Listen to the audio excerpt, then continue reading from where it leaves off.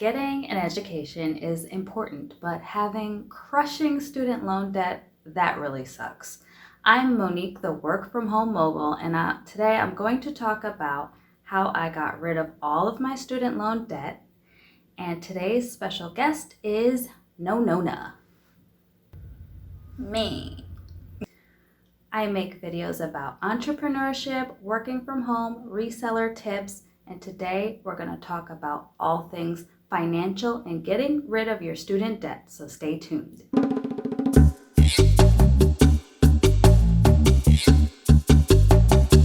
As a millennial and as someone that went through this in the late 2000s, early 2010s, I'm not going to pretend that I know anything about what Gen Y is going through with the student loans and the rate increases and all the dramatic things to increase debt for millions of people.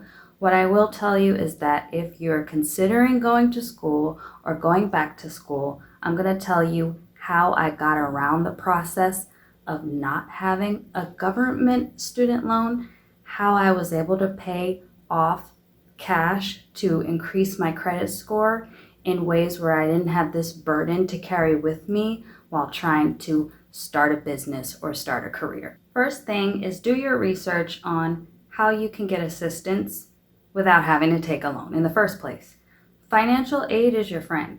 Scholarships are your friend. Community organizations that will help you with giving you resources where you don't need to spend so much money, whether it be on housing, food, utilities. There are organizations out there that will help you offset costs so that you can put more money into your education and maybe not have to take out as many loans. Look into that first. There are so many scholarships out there. If you're getting any portion of financial aid or assistance, especially from the institution, make sure that you look into the guidelines and requirements on how to keep up with it. One mistake that I made is I wanted to have less of a course load in my last semester. So I thought it would be a great idea to do a summer course, an internship, which I paid money for, basically paid to work. I did this in order to have to take less credits during my last semester. What I didn't realize was having that reduction in credits in my last semester did not make me qualify for that portion of aid that I had gotten the other 3 semesters.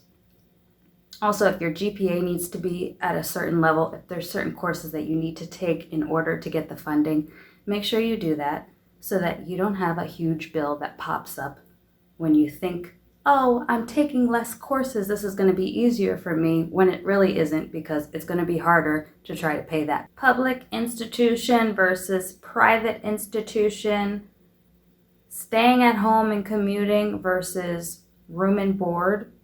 All of these things are going to accumulate to how much expenses that you have. I did have someone say to me, oh, you should take out a loan so that you can stay in the city. And it was a time when everybody was young, having fun, out there partying every day, and I wasn't feeling so cool having to take the last train at 1:24 a.m. Either that or getting to the train station at 4 a.m. and having to wait till 7 a.m. for it to run. But then again, I was young enough at that time to be able to deal with that. I didn't go that route of taking out extra loans to stay on campus, stay in the city, or to even get my own apartment in the city. You're having the instant gratification at the time, but how many years will it take to pay that off? You may think, oh, I need the full experience, but did you know that you can transfer? Did you know that you could do some online credits, community college credits, and then you can transition your way up to your dream school without having to pay for a whole 2 years, 4 years, whatever it may be? When you do the math, you can make the math add up to less. Then that's how you save. When it was all said and done, at the end of my graduate degree, I had about $18,000 with Sallie Mae, and I had another $12,000 due at the bursar because I didn't take enough credits to get that partial financial aid. So it was a round total of exactly $30,000 that I was owing. Now, the Sallie Mae portion, as you well may know, wasn't an immediate thing I needed to pay. At the bursar, I did in order to get my degree. My solution, which I understand may not be for everyone, was credit cards. At this point, you may be thinking, okay, why is this chick giving financial advice? Well, disclaimer, this is not financial advice. This is a YouTube video. You should not take any financial advice from someone on a YouTube video. I'm just telling you what I did. Now, credit cards can really mess up your credit. Well, credit cards, that's the way that you mess up your credit, is by maxing out your credit cards.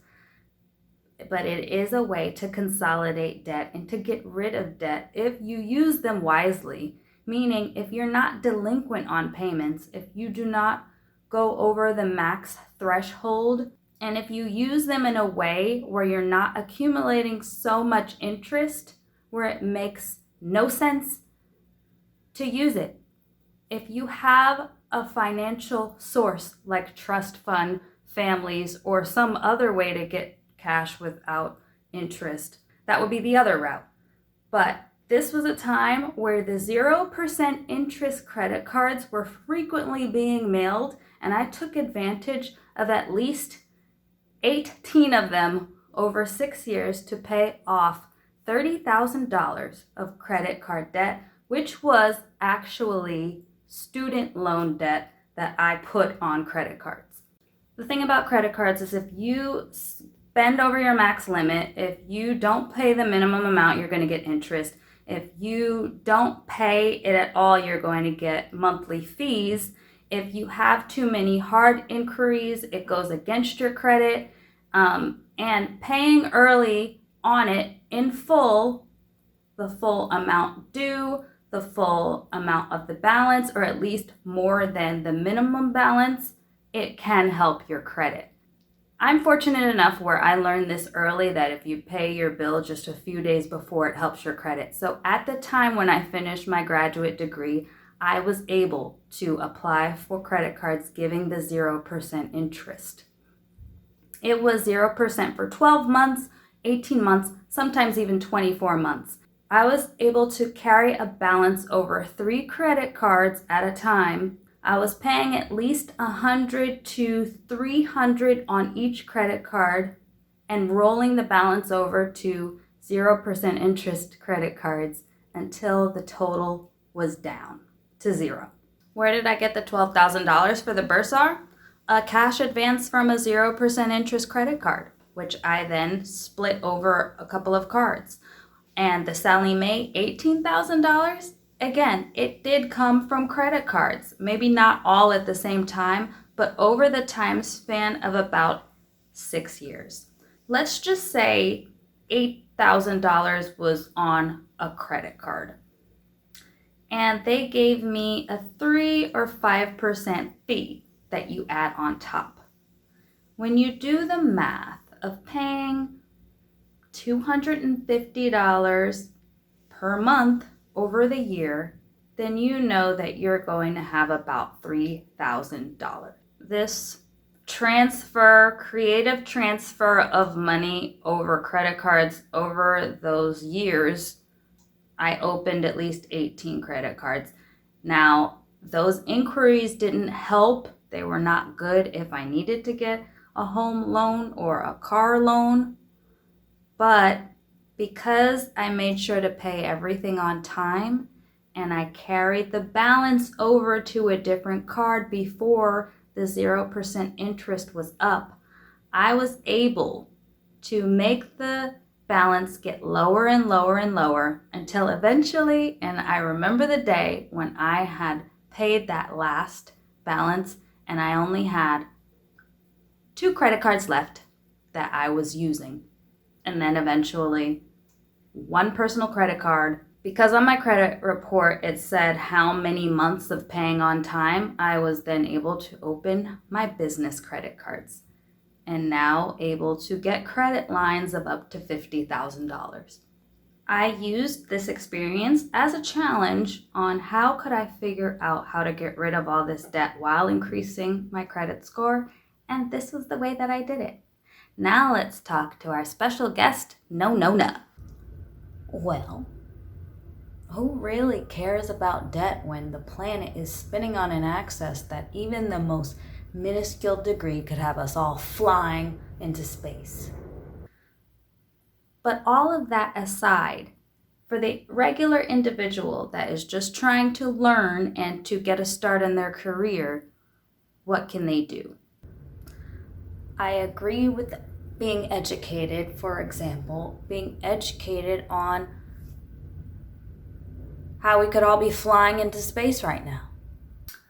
Right now, we're just talking about people in a specific place in their lives where they're just trying to get from that and not focus on, the world's calamity. No, I see your point, and it's good to educate the people about how they can benefit from a similar problem, but have you seen what educational prices and loans are like now? Can anyone really educate anyone else that came after them that has way worse conditions? We're talking about, 20 years ago? I hear you. However, we're not here to talk about that today. Well, it could always be worse, and it probably will be. Always a pleasure, Nona. Thanks, Work From Home Bodies, for subscribing and staying tuned. Make sure you're hitting that notification bell and stay tuned for next week's video. Bye. You can make the math add up to less, then that's how you save.